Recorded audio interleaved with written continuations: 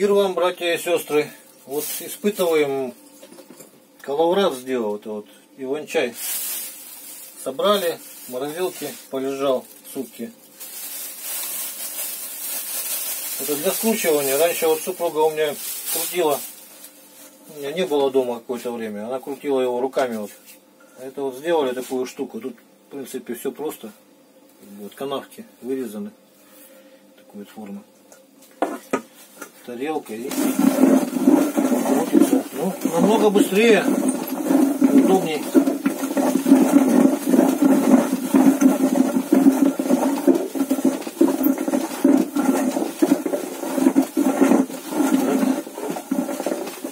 По часовой стрелке крутим, чтобы вот эти вот ламели, короче, вот были. И временами открываем, проверяем. Распутываем, чтобы узлами не завязывался. Так. Слегка вот так вот сейчас развязать. Комочки вот эти вот просто надо между собой разъединять. Так, по новой.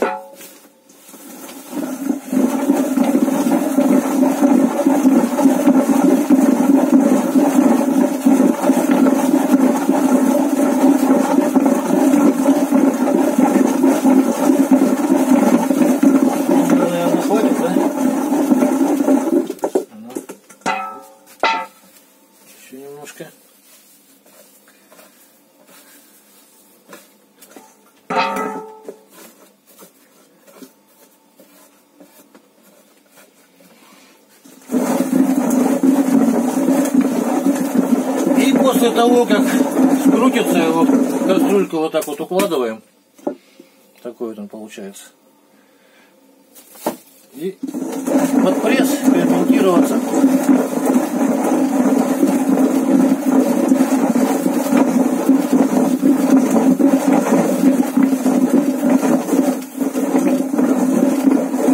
Так. Ну вот он уже, наверное, такой вот консистенции должен быть, да? Его развязать немножко. Вот такой вот он примерно становится. В теплом месте постоит под прессом. Будем принюхиваться, аромат проверять. Каждый раз аромат меняется. То есть из одного и того же чая можно сделать несколько сортов.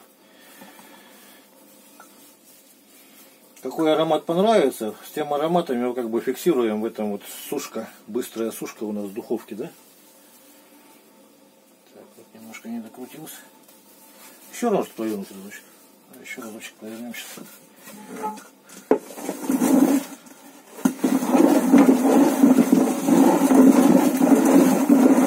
Это вот первый раз испытываю в деле.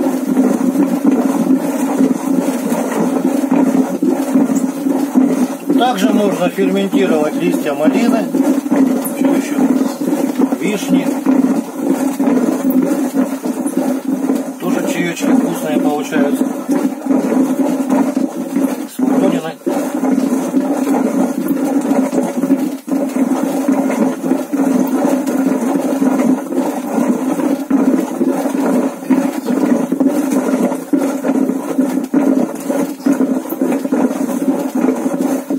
Опс.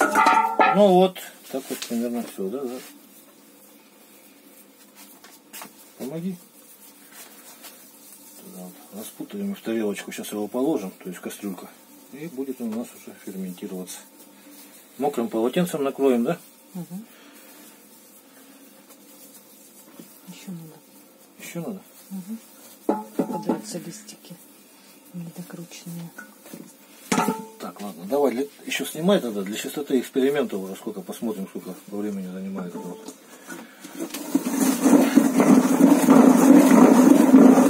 Я просто как-то на камеру медленно вращаю, а так побыстрее это.